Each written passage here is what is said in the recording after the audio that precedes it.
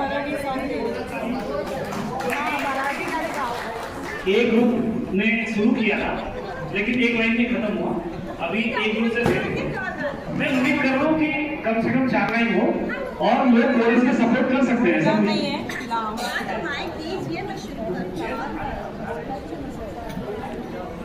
आपके बिना खत्म नहीं होगा।